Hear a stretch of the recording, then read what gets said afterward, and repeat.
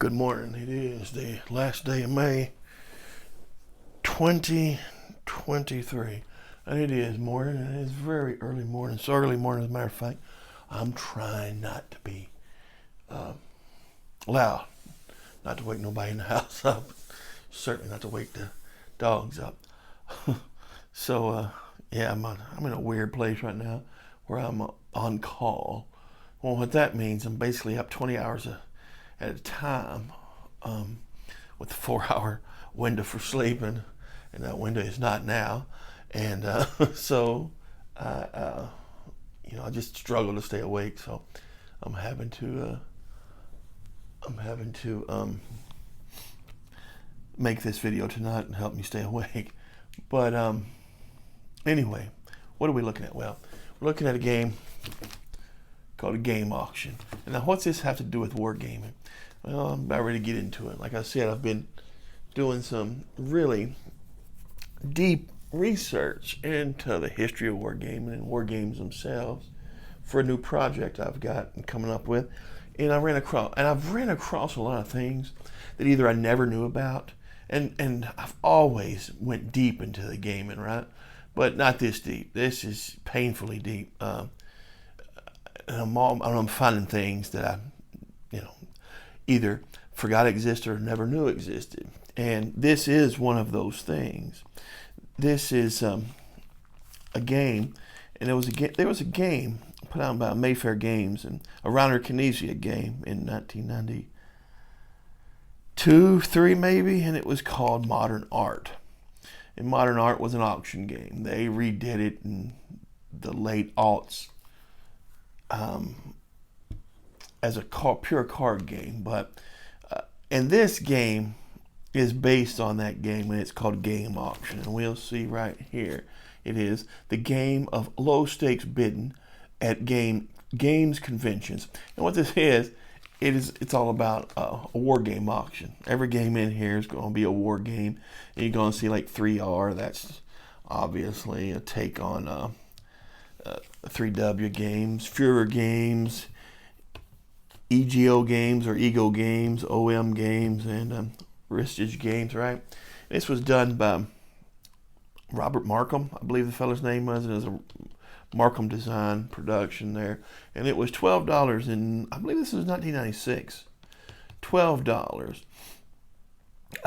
So we're going to look at it. And it's a parody game, obviously, and it is not a well-known game, but obviously not a well-known game. Robert Markham and Markham Designs, it was his self-production stuff. He did mostly war games. I've looked at them. I've even seen one or two that I forgot about, and at one time I knew about Markham Design, but I never knew about this game. So, polybag game, which, as we can see, a lot of problems with games like this is the bag's a little small, and it looks good in the bag for display purposes, but it's terrible to take out and put in. You have to.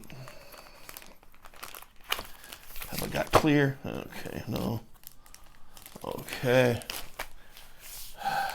Chuta esta cosa ahí. There we go. So that is out. Let's see what we got in here.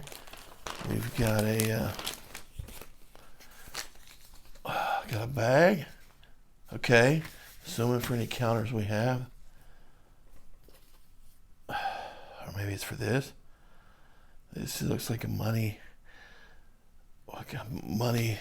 something or another. And a card. Rob Markham Designs. And it was out of New Milford, Connecticut. I don't know if he's still doing games, or if Markham Designs is still around. His company's still around, but that's what that is. All I know, this game seems, that's nothing there. And this, Markham Designs, there you go, presents its first 2 games. I thought this was the first 2 games. This one's Game Auction. It's going to say Game Auction it'll give you a blurb. Let's read this blurb. Game Auction is the auction game that takes a satirical look at wargaming in the games and companies in it. Yeah, okay. It is also a fast-playing, hilarious game that fits perfectly as a rest from the cardboard wars. Yep. And this one here is the race for space. There's a few games on that. So, all right. So this was early. It's one of the first two games from Markham Designs. Okay. And then I did have some of these Simulations Workshop Designs. Probably the best known off the top of my head from this. What was that game? It's a Vietnam game, and it was done by Brian Train. Green Berets or Green Beret, something like that. It's I do think it's still in production. If you look at I do think it's still in production. I don't know who's producing it, but it's not Simulations Workshop at this point. This was much like the same thing. Simulations Workshop Inc. was much the same as something like Markham Designs. It was mainly an organ for someone to self-publish his own games. Although, like I said, you have Brian Train game, and there was others. There was another game from Simulations Workshop that I seem to have enjoyed greatly. I can't remember exactly, but I know Green Beret is probably the most famous one in there. There was interesting designs. Let's call it that. And I love interesting designs. And the Iron Man football, the Legend of the Lost Dutchman. That's the Lost Dutchman's Cave. It's kind of an adventure game. That's obviously an old school football game. Football when the grass was real and the helmets were optional. Probably playing on the, it's crazy. Operation Dragon Rouge and Rommel at the Muse. All right, I like looking at them old advertisements. And so we look like we have rules here.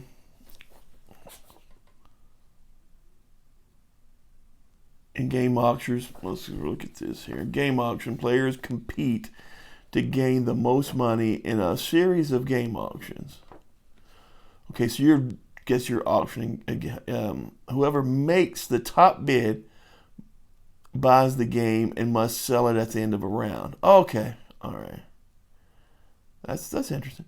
The price of each game is determined by the popularity of that game, of the game company, and the scarcity of the individual game, as well as the real condition of the game. The player with the most money at the end of the 4 rounds of buying and selling wins. So it's 4 rounds of buying and selling. All right. And the cards. All these are supposed to be cards, looks like. Okay. Most of these sheets are supposed to be cards, so it is kind of a card game. Overview. Let's look at the overview. The game is played in 4 rounds. Each round, players auction games from their hand to any player. Once 5 games of one company have been auctioned, players may place up 2 condition cards one at a time on their purchased games. Other players purchase games. Then all purchased games are sold to the bank. The value of each game depends on how many games from that company have been offered for auction and the scarcity of the games in question. In later rounds, this value can increase even more based on the company's past popularity. Okay. Well. Oh wow. There's some parody.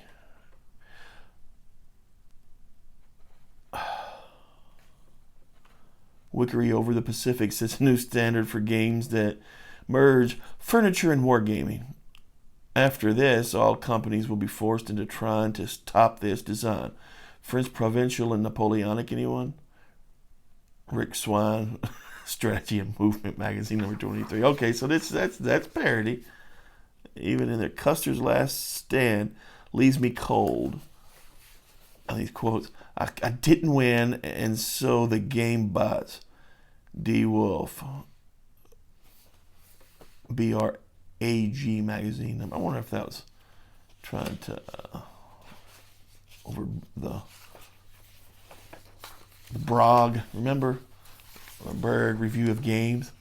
Maybe that's what that's talking about. Advanced Squad Guy Volume 1 is a work of genius and deserves to be bought by everyone who reads it. That sounds like a squad leader, lover, or ASL lover. I don't mind ASL. It's just I don't play it anymore. I did at one point. C. Rottenwood, designer of Advanced Squad Guy and writer of the article Advanced Squad Guy, a riveting work and the inspiration of and an inspiration for Field Marshal magazine. That's cool. So yeah, you got a lot of parody quotes in there on the games. Very cool. It gets you the, the advanced squad leader attitude. Not the person that made it, but some of the people that play, they do have sort of, this is the best. This is the best squad level game. It's I'm not going to comment. I don't mind it. I liked it. Probably. I'm not going to talk about it. I may review ASL on here one day, just to and tell you the truth about it. The truth, the way I see it, of course. That looks like a mat of some sort. And I guess these are all the game companies: OM, Fjorder Games, Ego, Ristage Games, and 3R. Okay. All right, so these would be the cars, and these are the condition cars. All right. Condition cars. Okay, so you have to cut these up, which isn't bad if you've got a nice, good cutter. But let's look at them. Signed by the designer. Condition, signed by the designer, Mildew, pieces missing, reduced by 50%, round down. Oh wow, maybe that's something you might. Yeah, mint condition, cover sheet included, water damage. You may find this out afterward or while you're bidding. Map damaged, no rule book. Man, gosh, I've bought some games like that before. Gosh. Yeah, so you could redo it to an eBay auction and it would be event. Let's look at some of these event cards. Buying frenzy. That's me. Any auction I've ever been to. If open auction, you must make the highest bid immediately. In Dutch, you must buy immediately. In Dutch, you must buy at the current price. If a fixed auction, you must, okay. Imminent danger. Greasy Wizard, what's that? A 450-pound man in a wizard's outfit with a large grease stain in the front. Oh, gosh. It's kind of, all right. Greasy Wizard, some more of those, okay. Yeah, there is some hard, that's the same one. It's catastrophic bathroom break. You suddenly realize that you really have to go. Well, all right. That's another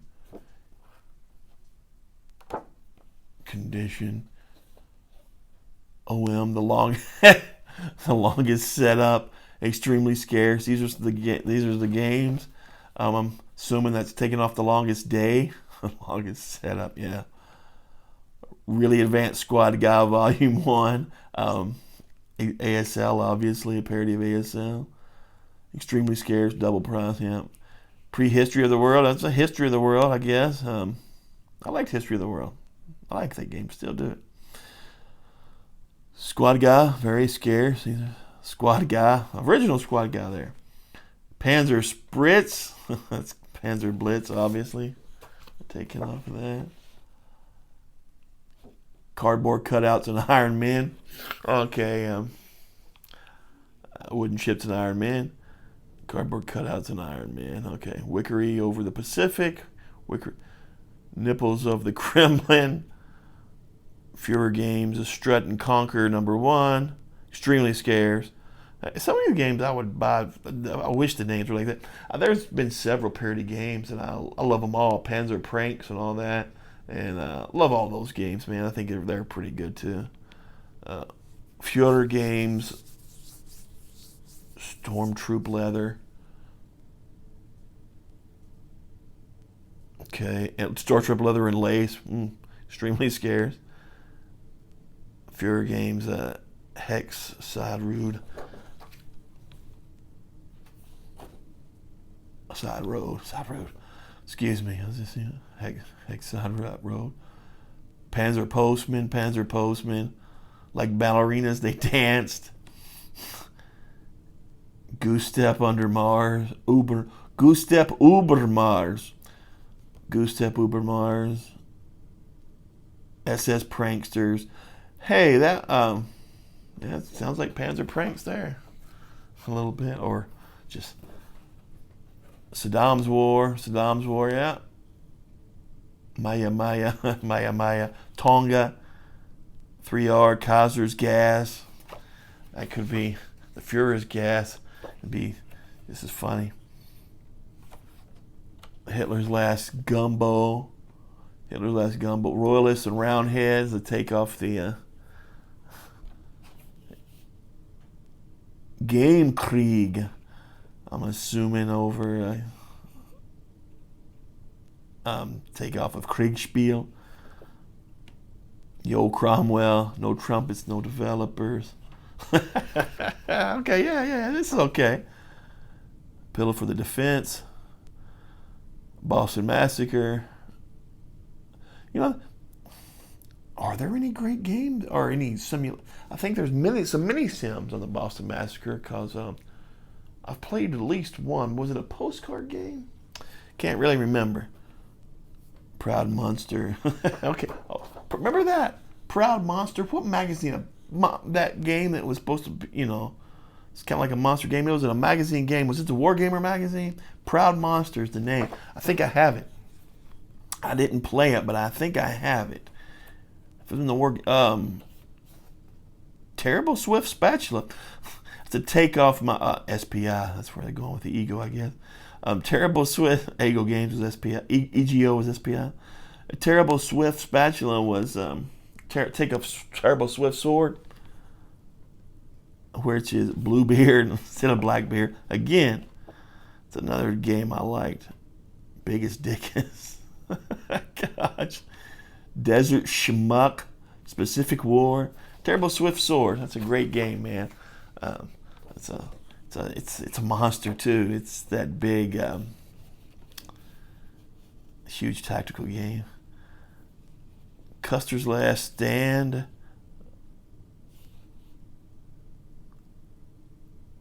On Their Quiet Fields. Bragg versus Rosecrans. Plunder at the Crossroads. Okay. Plunder Under the Crossroads. October Planting. Brother Against Brother, Another Relative. Yeah. Plot to Educate Hitler. That was a plot to assassinate Hitler. Very scarce to get on here. That's a game that I have a couple of copies of it. Dang Nacho Austin. Modern Naval Battles. Stonewall in the Valley Mall. Okay. Drizzle over Arnhem, obviously. Storm over Arnhem. Bugles. Okay, and these are thin. What are we looking here? The hexes with okay, money looks like. Cut that up for the money. And nice little art there. Hexes and planes and helicopters and you got a soldier of some sort, a marine of some sort there. All right, that's about it, man. So that's the game. Interesting game. Like I said, I was completely unaware of this, the existence of it. And when I found out the existence of it, I had to source a copy. Not exactly the easiest thing to find, but I did get it. I did find a copy for a good price and got it. So that's the game. Very interesting. Very interesting. It's a 3 to 6 player game. This is a perfect convention game. If you go to Nice War Game Convention, it's true. That's a good game to kind of decompress with and play it at a war game convention. This video's went a little long, I guess, but I wanted to look at. I got interested in it my own self. Good war game convention, decompressed game, and a game that you can play. War gamers, including myself, we can take things way too seriously at times, and so this game here, I think, would be good at reminding you it's all fun, right? And so I'm gonna hawk my own stuff. If you have the desire or have the time, go out and get this book here on Amazon. It's $6.75. It's my new design. It's Friday Night at Fallujah, a D66 war game by me, Brent Campbell. It's I don't know if you'll enjoy it. I'm going to play a game of it when I get off here recording. I don't know if you'll enjoy it, but you will find it interesting. That's for sure. As you will find this interesting too, probably. I'm going to have to get this and play it pretty soon, hopefully. So, okay, that's it, man. I'm uncovering new stuff every day in the war game sphere. So you may see something tomorrow, something else odd, because I've found some pretty interesting things. All right, y'all. Y'all have a great day. Talk to you later. Stay cool out there. It's hot, been hot. So y'all stay cool out there. Talk to you later. Bye bye.